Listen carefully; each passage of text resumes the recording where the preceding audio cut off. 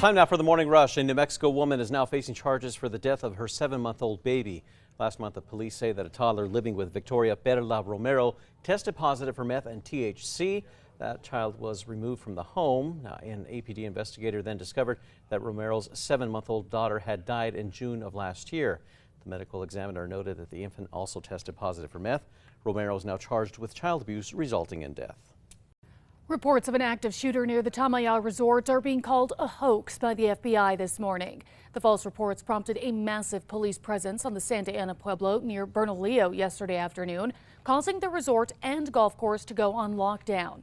Investigators found no evidence that shots were fired and no one was hurt. No guns were found either. The former volleyball coach convicted of raping 2 girls is set to be sentenced. Last year, Ryan Kapuscinski was convicted of raping a 15-year-old girl while coaching a New Mexico juniors volleyball club in Albuquerque and his 13-year-old cousin. He is said to be sentenced this morning at 10:15. Zoe. We're looking at a beautiful Tuesday afternoon of weather. Our first 80-degree day of the year is in store for us here in the Albuquerque Metro. Plenty of sunshine, calm winds. Enjoy it while you can because the storm system approaches by the later parts of the week. Actor Alec Baldwin is not expected to show in court for an upcoming preliminary hearing in the Rust shooting case. The hearing is set for May 3rd and scheduled to last 2 weeks. But Baldwin filed a motion looking to waive his appearance. Judge Mary Marlowe Sommer approved that waiver. The trial for the Hobbs teen accused of throwing her newborn baby into a dumpster is set to begin. Alexis Avila is accused of leaving her newborn in the trash behind a Hobbs shopping center last year. The baby was found alive by 3 people who were digging through the dumpster. That trial is scheduled to begin today at 8:30 in Lee County. Attorney General Raul Torres is voicing his disappointment after the bill he backed was pocket vetoed by the governor. Senate Bill 426 would have created a team of attorneys focused on protecting the rights of children. The governor pocket vetoed it, saying in part that the bill would likely add barriers for child victims to access resources and create confusion among entities already doing this work. Zoe. Our Metro Threat Index for today is very low. Warm, calm, sunny conditions expected. Can't rule out an isolated shower across the west central parts of the state, but really that's going to be the only thing we have to worry about on this Tuesday afternoon of weather. UNM is still working on finalizing their budget for next year, but students can breathe a sigh of relief as their tuition, it appears, will not be going up. The Board of Regents voted against a 3% tuition increase. The board did sign off on a 3% increase in student fees, along with an additional $22 fee per semester. The university will then consider a final version of the budget on May 11th. 5 people are dead and multiple injured after a bank employee opened fire on his coworkers in Kentucky. 4 victims died at the scene. 1 died at the hospital. Among the injured was Louisville police officer Nicholas Wilt, who was shot in the head and is in critical condition. The suspect, 25-year-old bank employee Connor Sturgeon, was shot and killed after exchanging fire with officers. The Biden administration is now vowing to keep abortion pills available across the U.S.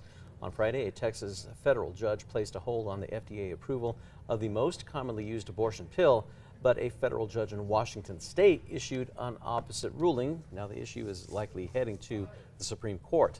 The state of California is now responding by stockpiling over 1 million pills of a different abortion drug. Zoe. Now let's get a look at that morning drive. Traffic maps are looking nice and clear. A few more cars on the road than earlier today, but altogether no accidents to worry about early this morning. No slowdowns either. Tracker is headed south on I-25 near the Big I. That sunrise is so beautiful and really not all too much to worry about on your early Tuesday morning commute. You can show your pet some extra love today, as if you needed an excuse. Today is National Pet Day. Created by an animal rescue advocate, the goal behind National Day was to encourage pet adoptions. There we go. Time now for the 5 facts. At number 5, a fashion is going to be at the forefront for some students at NMSU. It's by creating designs entirely from non-traditional materials. The Aggie Fashion Club will host its 3rd annual Sustainable Fashion Show this Thursday at the Student Union. They're going to be showing off outfits made from reusable materials like paper, bubble wrap, product labels, and retail bags. They're also going to be repurposing vintage fabrics into new designs. The theme for the show is, quote, Aggie Avant-Garde, and it's going to be highlighting NMSU's culture and identity. And number 4, reports of an active shooter near the Tamaya Resort are being called a hoax by the FBI this morning. The false reports prompted a massive police presence on the Santa Ana Pueblo near Bernalillo yesterday afternoon, causing the resort and golf course to go on lockdown. However, investigators found no evidence that shots were fired, no one was hurt, and no guns were found.